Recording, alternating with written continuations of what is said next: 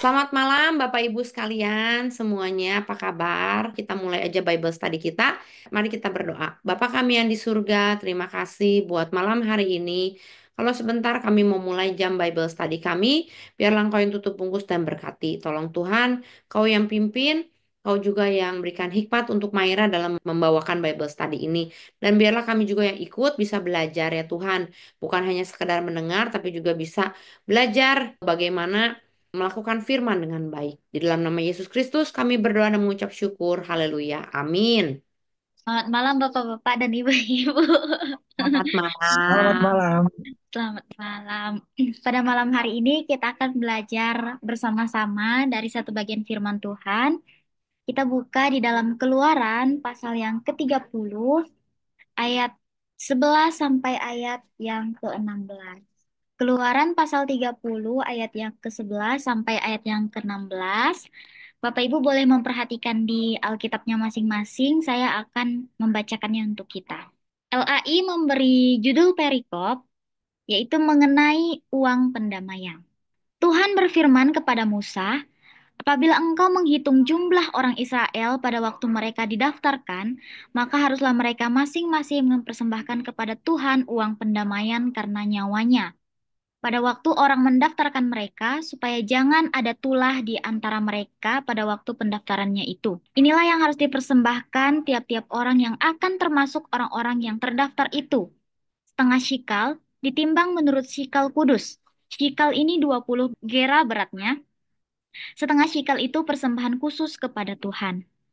Setiap orang yang akan termasuk orang-orang yang terdaftar itu yang berumur 20 tahun ke atas haruslah mempersembahkan persembahan khusus itu kepada Tuhan. Orang kaya janganlah mempersembahkan lebih, dan orang miskin janganlah mempersembahkan kurang dari setengah shikal itu pada waktu dipersembahkan persembahan khusus itu kepada Tuhan untuk mengadakan pendamaian bagi nyawa kamu sekalian.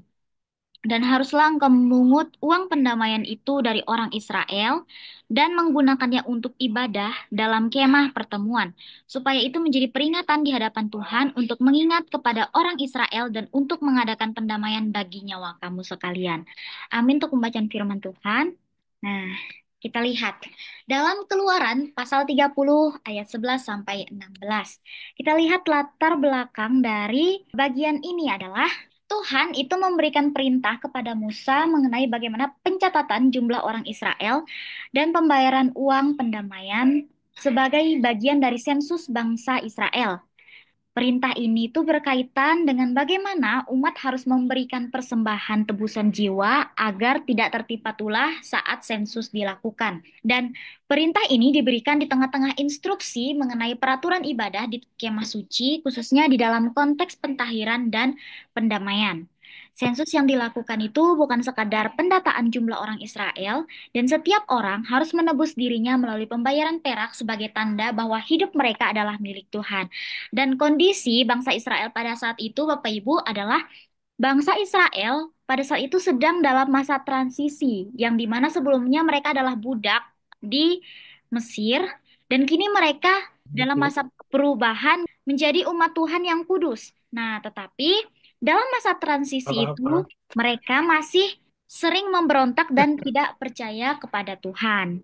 Nah, oleh sebab Aduh. itu, di dalam bagian ini, itu diberilah Ayo Kak, hukum tebusan nyawa, di mana dari itu adalah kemarin itu bentuk memikirkan disiplin apa rohani metode yang tepat dari setiap jiwa yang metode yang berharga dan dikembangkan harus ditebus agar tidak mengalami murka kasih Tuhan. Nah, kita lihat kuncinya. apa yang kita baca. Terus saya Bagian bisa yang pertama, seperti ini. siapa sih yang berfirman kepada Musa? Yang berfirman kepada Saya Musa menjawab adalah dulu. Tuhan Allah sendiri. Nah, ketika orang Israel yang saat itu dihitung jumlahnya, apa yang harus mereka lakukan dan apa tujuannya? Mereka harus membayar tebusan nyawa dan tujuannya adalah untuk menghindari tulah sebagai hukuman Tuhan. Yang selanjutnya, apa yang harus mereka persembahkan? Kalau Yang ditanya harus itu mereka persembahkan adalah setengah shikal, di teorinya mana itu ditimbang menurut shikal kudus, yang adalah beratnya 20 jadi gera, takut dan itu adalah kalau persembahan yang Tuhan khususkan untuk dirinya gitu ya. teorinya Dan bagian keempat, siapa yang harus memberikan persembahan khusus itu? Yang harus memberikan persembahan khusus itu adalah setiap orang yang sudah terdaftar, yang di mana mereka adalah orang-orang yang berumur 20 tahun ke atas. Kemudian ada larangan yang diberikan kepada orang kaya dan orang miskin. Kita lihat apa larangannya. Orang kaya itu tidak boleh mempersembahkan lebih dari timbangan sikal kudus tadi. Tidak juga boleh mempersembahkan kurang dari timbangan yang sudah ditetapkan sebagai persembahan khusus tadi kepada Tuhan. Kemudian yang selanjutnya, apa yang harus Musa lakukan bagi orang Israel? Musa harus memungut uang pendamaian dan itu menggunakannya bagi keperluan ibadah atau pertemuan di kemah suci gitu ya, sebagai tanda peringatan Tuhan untuk mengingatkan Israel dan mengadakan pendamaian. Itu adalah bagian di dalam Keluaran pasal 30 ayat 11 sampai ayat yang ke-16. Sekarang, apa pesan Allah kepada kita? Saya memberi tiga bagian dalam hal ini. Yang pertama adalah Kristus sebagai tebusan sejati.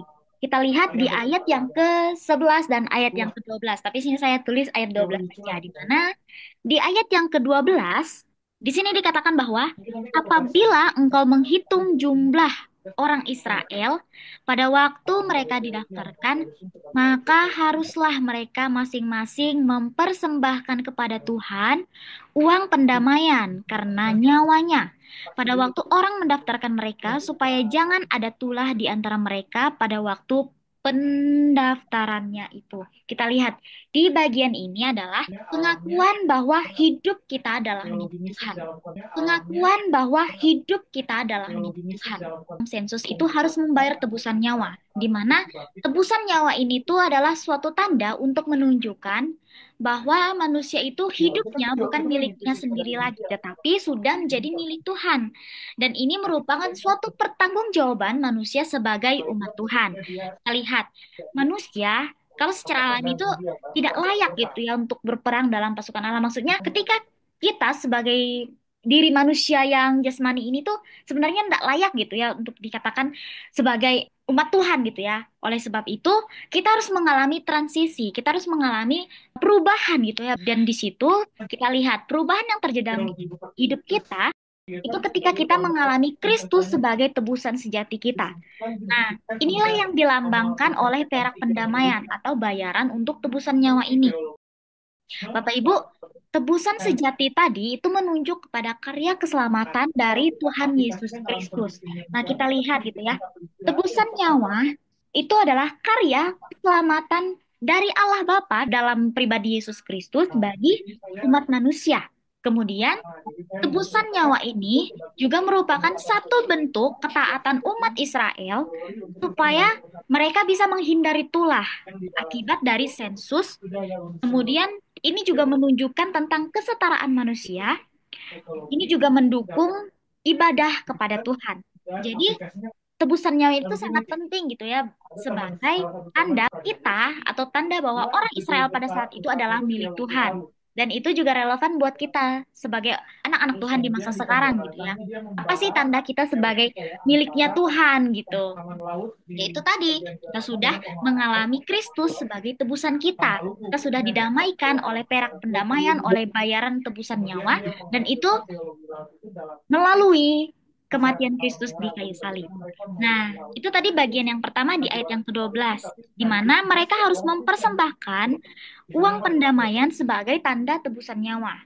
Nah, kenapa mereka harus membayar uang tebusan nyawa tersebut? Supaya itu menghindari mereka dari hukuman atau tulah.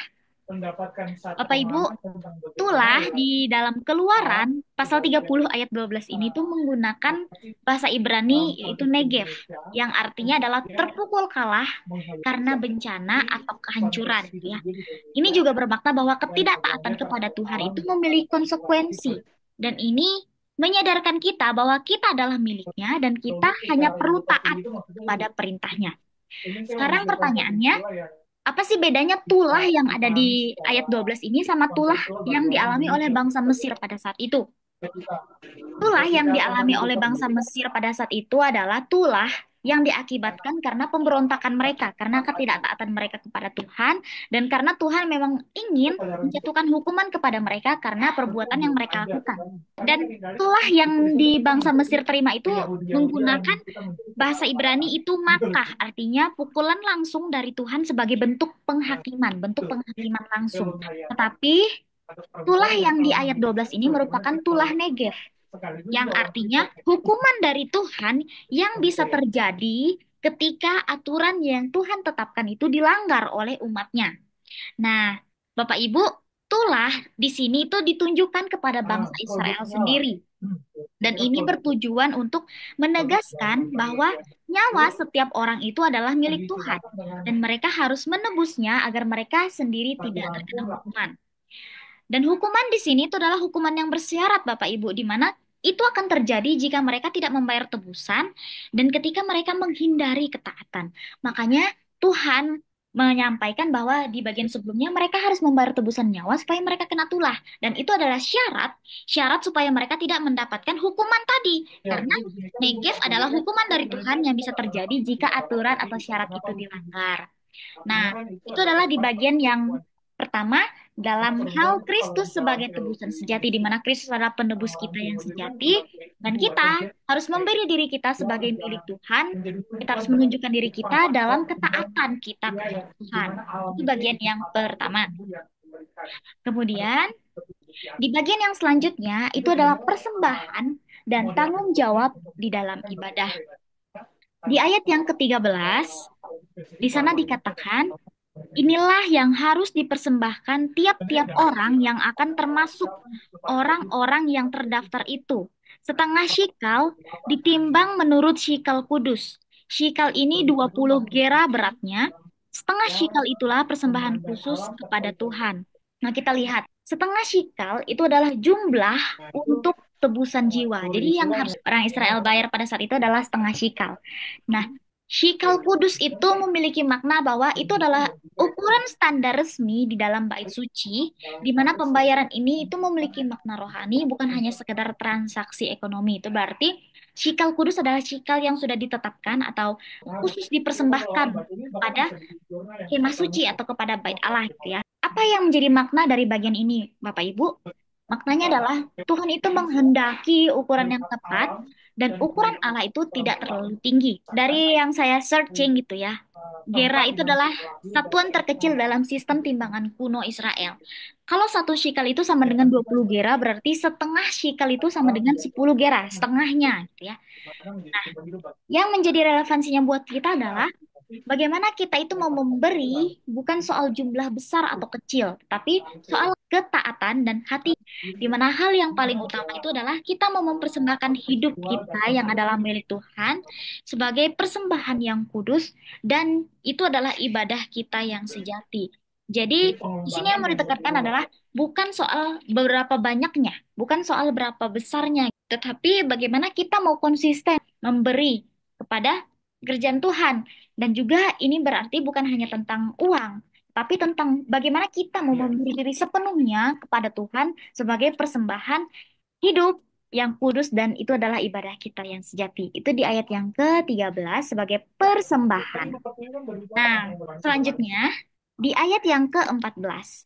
Di sana dikatakan, setiap orang yang akan termasuk orang-orang yang terdaftar, itu yang berumur 20 tahun ke atas, haruslah mempersembahkan persembahan khusus itu kepada Tuhan. Di sana katakan, haruslah mempersembahkan persembahan khusus itu kepada Tuhan.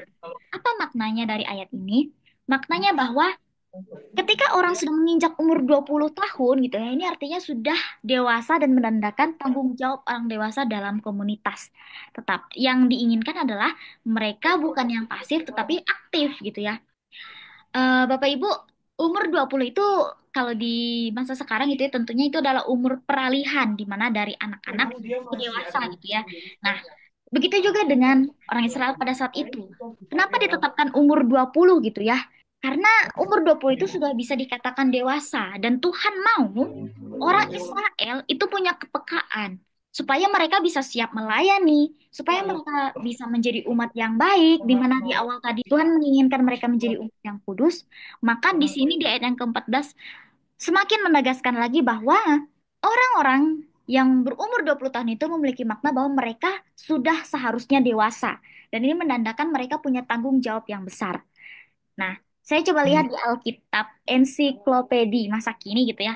Secara rohani, laki-laki yang berumur 20 tahun ke atas itu melambangkan orang-orang di antara umat Allah yang sudah kuat dalam roh dan matang dalam hayat ilahi. Ini artinya kan sudah sempurna lah istilahnya gitu kan, bukan lagi menjadi bayi-bayi rohani tetapi sudah menjadi yang dewasa secara rohani gitu ya.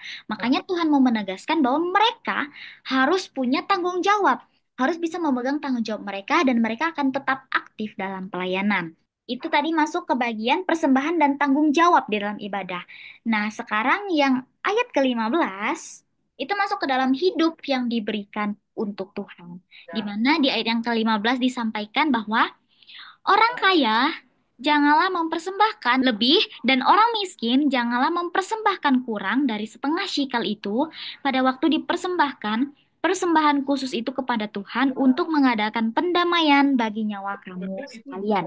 Nah, Bapak Ibu, di ayat yang ke-15 di sini ditunjukkan gitu ya bahwa persembahan yang diberikan itu adalah persembahan yang adil dan persembahan yang jujur.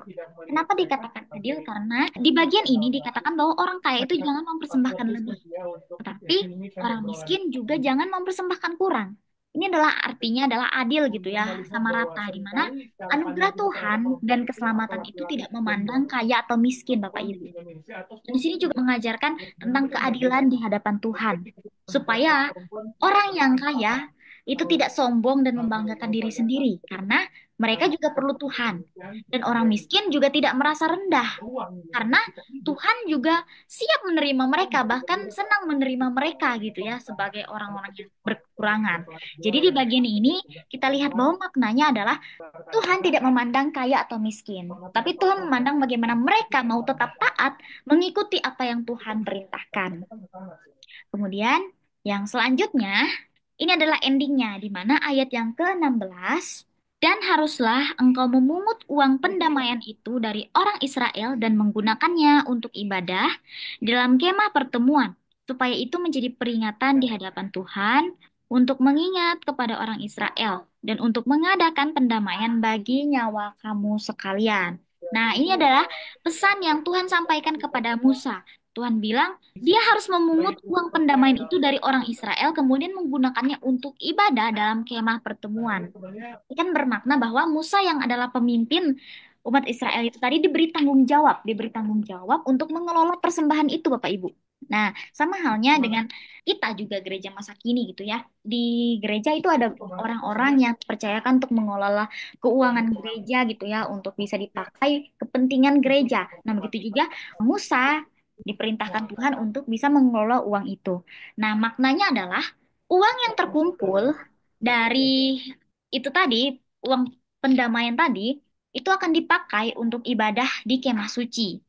Nah, dengan uang itu mereka akan membeli korban-korban, mereka akan membeli tepung, membeli ukupan, membeli anggur, minyak, bahan bakar, garam, pakaian para imam, dan semua hal lain yang menjadi kepentingan seluruh jemaat.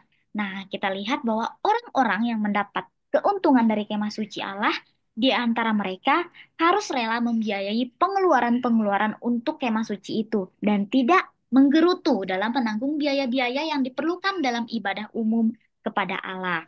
Jadi, ketika kita sudah mempersembahkan hidup kita, kita percaya bahwa kita adalah milik Tuhan dan kita menyerahkan kehidupan kita pada Tuhan, kita taat kepadanya, maka ketika kita ingin memberikan persembahan atau ketika kita ingin berbagi buat gereja, maka itu tidak akan menjadi suatu beban buat kita lagi. Tapi itu akan menjadi suatu sukacita dalam kehidupan kita sebagai umat Tuhan.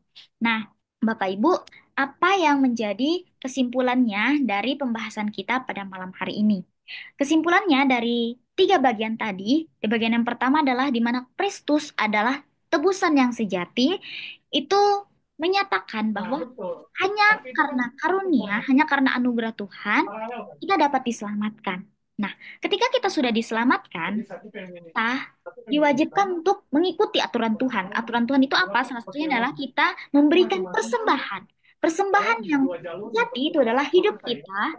Hidup kita sebagai anak Tuhan, kita memberikan diri kita memberikan hidup kita sebagai persembahan kudus dan yang hidup, karena itu adalah ibadah kita yang sejati. Nah, ketika kita sudah memberikan hidup kita, maka ketika kita diberikan kepercayaan atau kita diminta atau kita punya hati, kita mau berbagi gitu, maka hal itu tidak akan menjadi beban buat kita. Karena apa? Karena pola pikir kita sudah diubahkan.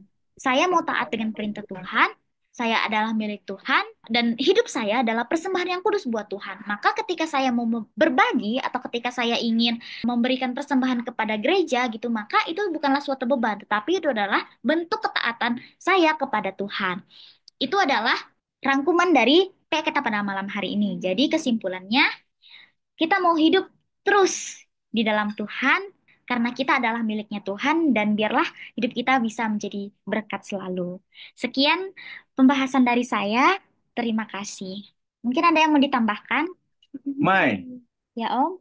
izin bertanya, kenapa mesti pengumpulan persembahan tadi tidak disesuaikan dengan kesenjangan mereka? Jadi kalau aku lihat tadi sama rata ya, Ya, baik Om. orang miskin, baik orang kaya, semua persembahannya sama. Nah, kalau kita tarik apanya, kenapa dibuat sama rata persembahan, sedangkan ekonomi seseorang kan beda-beda gitu, Mai?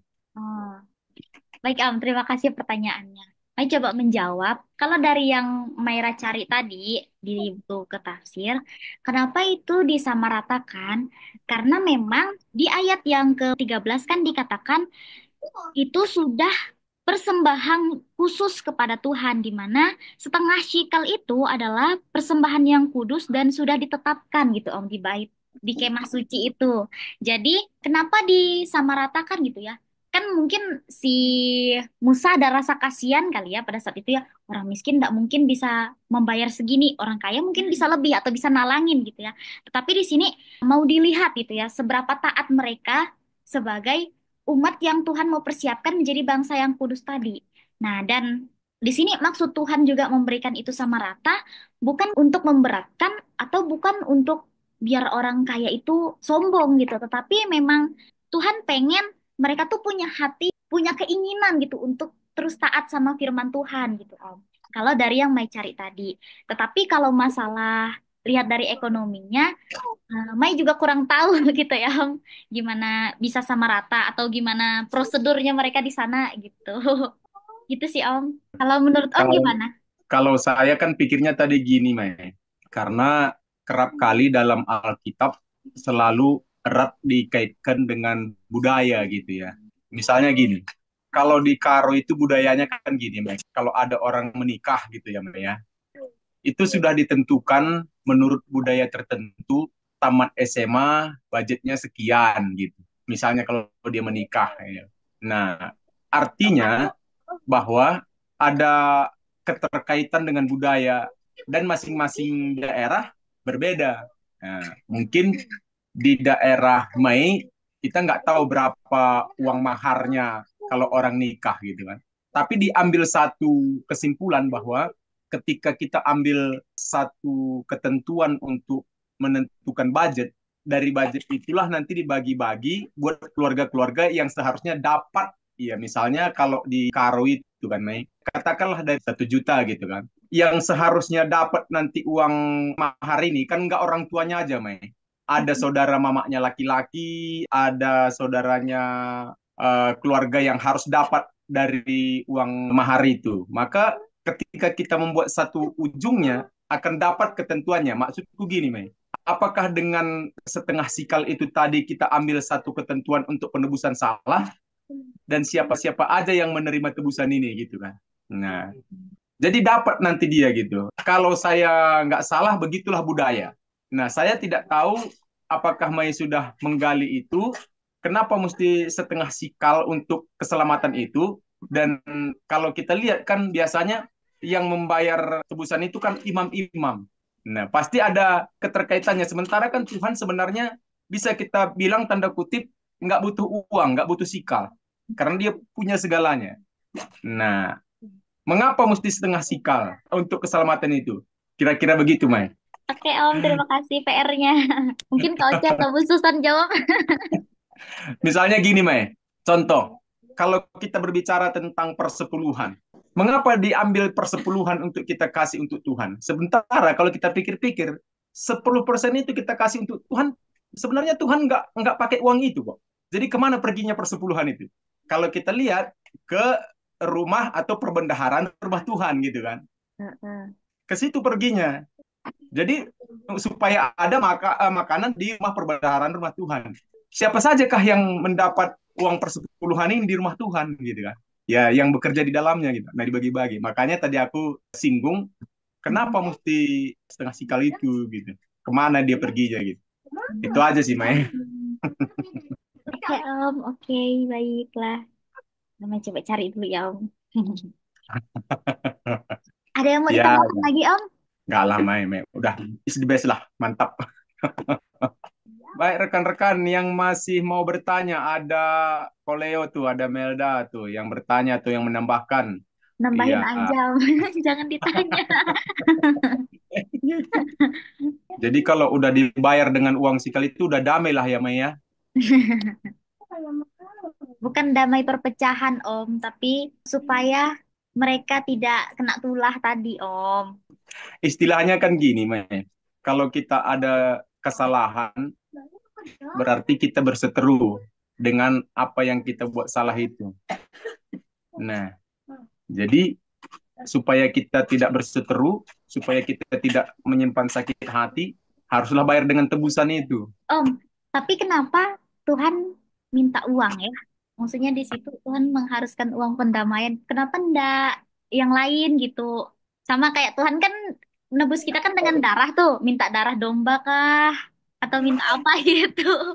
Terus itu di bawahnya jadinya ada kata, oh mungkin karena kemah suci kali ya. Kenapa Tuhan minta uang? Tahu nggak kenapa? Tahu nggak, Mai? Nggak tahu, Bu. Ini mah menurut saya ya, entah benar entah tidak. Uang itu bisa dibilang energi yang menarik, attract kepada semua orang. Jadi makanya Tuhan membandingkan ketika Yesus berkata, kamu nggak bisa mengabdi pada dua tuan.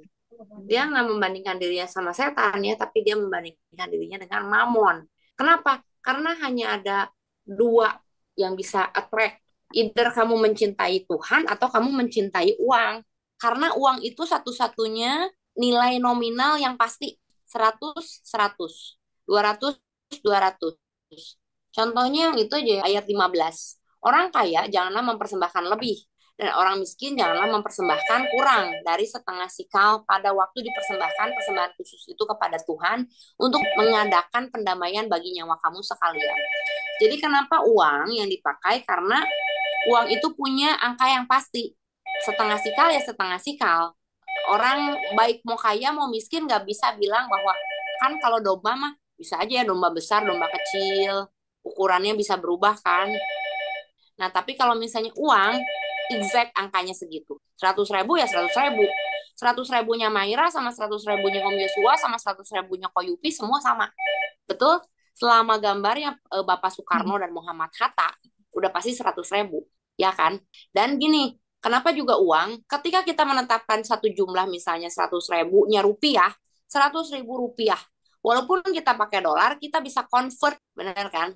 Gitu. Jadi si angkanya tuh pasti. Kalau menurut saya begitu, Mai. Dan uang itu seperti yang tadi saya sebutkan attract people. Dan di uang itu magnified people ya, yang saya pernah dengar juga. Jadi ketika kita punya uang, sifat asli kita pasti keluar. Bukan, jadi manusia tidak berubah karena uang, tapi uang membuat sifat asli manusia keluar dan semakin besar. Contohnya apa? Kalau kita memang punya sifat murah hati, ketika kita punya uang banyak, maka kita tambah murah hati. Tapi ketika kita punya sifat pelit, kita punya banyak uang, kita tambah pelit. Gitu, kalau dari saya. Terima kasih, Tuhan Yesus memberkati. Ada lagi pertanyaan dari teman-teman yang lain? Silakan. Itu tadi pertanyaannya Om Yosua. Tapi kenapa ditetapkannya tuh sama rata gitu, Bu? Karena kan katanya di ayat yang 15 kan orang kaya jangan mempersembahkan lebih. Kemudian orang miskin jangan mempersembahkan kurang. Nah, kalau kita lihat dari segi ekonomi kan mereka punya kehidupan ekonomi yang berbeda kan. Kenapa harus sama rata gitu? Kenapa tidak memberi sesuai dengan kemampuan? Karena ini persembahan khusus yang nilainya sama di mata Tuhan. Jadi Tuhan memandang manusia itu semua sama, nggak miskin, nggak kaya, tetapi semuanya equal di mata Tuhan. Sehingga nilainya pun sama, persembahan khusus ini setengah shikal gitu. Jadi yang Tuhan lihat bukan jumlah persembahannya, tetapi yang Tuhan lihat adalah ketulusan hati dan ketaatan. Jadi sebagai orang kaya, tulus nggak dalam mempersembahkan setengah shikal? Sebagai orang miskin, berusaha nggak kamu berjuang untuk mendapatkan setengah shikal? Tapi kan nilai yang diberikan oleh Tuhan itu nilai yang bisa dicapai oleh semua orang. Jadi yang Tuhan tuntut bukan jumlahnya, tapi yang Tuhan tuntut ketaatannya, motivasinya, apa yang ada di dalam hati kita. Kalau menurut saya sih begitu ya. Coba mungkin kalau ada teman-teman yang lain Saya yang bisa, mau bantu boleh. jawab ya. Kenapa Boleh. sama? Karena ini kan hukum. Hukum itu harus sama dong untuk semua. Mau kaya, miskin, tua, muda. Jadi nggak boleh hukum itu beda-bedakan. Itu kan prinsip hukum. Ya toh? Orang nyolong ayam, mau itu orang kaya, orang miskin, kalau dihukum tertulis 3 bulan, ya akan sama 3 bulan. Jadi nggak mungkin dibeda-bedakan. Kan prinsip itu adalah prinsip hukum. Atau kalau di dalam orang kerja mah disebut prosedur. Apakah kalau manajer, operator, supervisor boleh berbeda-beda prosedurnya? Enggak, sama. Ya, kalau kita bicara hukum, prosedur itu harus selalu sama, Pak Jos. Jadi memang begitu prinsipnya ya. Itu adalah prinsip dasar. Makanya ada sebutan, saya bukan orang hukum tapi saya sering dengar ada yang namanya equality before the law. Jadi semua harus sama. Ah, pintar. Betul. Saya setuju. Karena ini hukum. Ya, terima kasih Bapak Yupi. Mungkin ada yang mau menambahkan dari Bapak Ibu yang lain, atau ada yang mau ditanyakan lagi? Kenapa kalau hukuman, kalau pelanggaran ini setengah shikal, kenapa kalau itu 1 shikal? Nah, itu mungkin harus dipelajari lebih lanjut ya. Tapi kalau menurut saya itu sih bicara tentang, kalau bahasa matematikanya disebut weighted, pembobotan. Nah, itu ilmu yang terpisah lagi tuh. Nah, tapi ya kalau dari sisi teologinya itu memang harus dipelajari. Sama kayak hukum Indonesia atau dihukum semua negara kan. Oh, kalau nyolong ayam 3 bulan. Kenapa 3 bulan? Kenapa dendanya 1 juta? Nah, itu harus dipelajari sih. Itu harus tanya orang hukum sih. Karena di situ nanti akan bermain logika hukum, proses pembobotan dan sebagainya. Gitu. Itu yang mungkin harus dikaji lebih dalam. Oke, baik. Ada lagi? Bu, Mm-mm. ini tuh ada nggak sih kaitannya dengan kita yang di masa sekarang harus memberikan persepuluhan gitu? Karena ini kan tadi main nafsirin itu kan yang gera itu setengah setengah sikal itu kan 10 gera kan 10. Apakah sama dengan persepuluhan kita sekarang gitu? Dan apakah harus kita lakukan juga? Karena kita adalah milik Tuhan, umat Tuhan. Harus tiap minggu gitu maksudnya pas kita ibadah. Oke, ada yang mau bantu jawab? Mungkin, sorry, maaf, saya belum ngedalamin yang ini, Mei. Tapi boleh kalau mau ditafsirin sebagai itu, mungkin ya. Kalau saya sendiri pribadi, saya belum mendalami ini, bahwa setengah shikal itu 10 gera, dan 10 gera itu dengan sepersepuluhan, apakah sesuai atau tidak. Karena di sini kalau saya terjemahkan ke bahasa Inggris, ini tuh kan adanya, disebutnya ransom money ya. Ransom itu uang tebusan. Uang tebusan itu seperti kita menebus sesuatu gitu. Kalau di sini dibilangnya kan uang pendamaian karena nyawanya. Supaya jangan ada lagi tulah di antara mereka pada waktu pendaftaran. Nah, jadi ini tuh seperti kita tuh kayak bayar uang pendamaian. Orang Israel mendaftarkan diri, lalu saya kasih uang pendamaian untuk nyawa saya. Nah, ketika saya udah daftar dan masuk list itu, artinya nyawa saya sudah ditebus. Saya ngelihat ini bukan sebagai persembahan persepuluhan. Uang pendamaian ini saya ngelihatnya sebagai darah Yesus ya. Sekarang uang pendamaian kita siapa? Uang pendamaian kita kan darah Yesus kan. Ketika kita mendaftarkan diri sebagai anak Allah, mengikut Kristus, nah Yesus yang membayar uang pendamaian ini dengan nyawanya. Nyawa ganti nyawa. Nah makanya nilainya sama semua. Nggak miskin, nggak kaya. Karena darah Yesus itu berlaku sama untuk semua orang. Gitu. Kalau saya sih melihatnya dari situ ya. Dan kenapa uang pendamaian ini diibaratkan seperti dari Yesus di zaman sekarang? Karena kata-kata ini supaya jangan ada lagi tulah di antara mereka pada waktu pendaftaran itu. Artinya ketika kita menerima Yesus, kita ditebus oleh Yesus, Yesus menebus dosa-dosa kita, Yesus juga menebus segala penyakit kita dan tulah-tulah yang ada di dalam kita. Artinya kan kita disucikan, dikuduskan, Darah Yesus yang membuat kita bersih dari semua tulah-tulah yang ada di dalam kita. Bisa ditafsirkan seperti itu untuk implikasinya pada zaman sekarang ini. Jadi kalau misalnya saya melihat uang pendamaian ini, nah ayat 16 kan haruslah engkau memungut uang pendamaian itu dan menggunakannya untuk ibadah dalam kemah pertemuan, supaya itu menjadi peringatan di hadapan Tuhan untuk mengingat kepada orang Israel dan mengadakan pendamaian bagi nyawa kamu sekalian. Nah, sekarang kan pendamai bagi nyawa kita sekalian kan hanya darah Yesus satu-satunya. Bagaimana Yesus sudah mendamaikan kita di hadapan Tuhan. Kalau saya sih lebih memandangnya seperti itu ya, bukan sebagai persembahan persepuluhan. Gitu, Mei. Terima kasih jawabannya. Cukup jelas ya sampai di sini mengenai persembahan khusus pada saat pendaftaran, mengenai uang pendamaian, ya, uang yang bisa dibawa ke dalam bait suci. Oke, baik, terima kasih banyak teman-teman semua. Mungkin ada closing statement dari Meira sebelum kita tutup Bible study kita, dan Om Yosua doa penutup dan doa berkat. Silakan, Mei. Closing statement-nya adalah persembahan khusus atau persembahan pendamaian itu adalah sebagai tanda bahwa kita adalah milik Tuhan, gitu ya, dimana direlevansikan dalam kehidupan kita sekarang. Kalau buat orang Israel pada saat itu kan itu sebagai tanda supaya mereka tidak kena tulah kan. Nah kalau buat kita sekarang sebagai tanda bahwa kita adalah orang yang istimewa yang sudah Tuhan tebus dan kita adalah milik Tuhan. Oleh sebab itu tugas kita sebagai anak Tuhan, sebagai milik Tuhan adalah tetap hidup dalam ketaatan. Karena itu yang Tuhan inginkan dalam kehidupan kita. Itu saja, Bu. Terima kasih. Terima kasih, kami. Silakan Om Yosua. Mari kita berdoa. Terima kasih Bapa di surga, kami bersyukur buat kasih-Mu, di mana pada saat malam hari ini boleh kami bersama-sama belajar mengenai isi hati-Mu lewat daripada firman Tuhan melalui Bible Study ini. Terima kasih Bapa, terima kasih buat seluruh hamba-hamba-Mu yang telah Kau percayakan untuk menyediakan wadah ini, baik host kami, baik pemateri, semua kami yang hadir, kami serahkan. Kami Bible Study ini ya Tuhan, kami rindu tangan-Mu yang memberkati kami, berkati kami berkat sukacita, damai, berkat ketenangan, ketentraman, berkat perlindungan, berkat kasih sayang, berkat kesehatan, berkat-berkat yang daripada-Mu Tuhan kau limpahkan atas hidup kami. Terpujilah Engkau Bapa kekal untuk selamanya. Dalam nama Yesus Kristus kami berdoa dan mengucap syukur. Amin.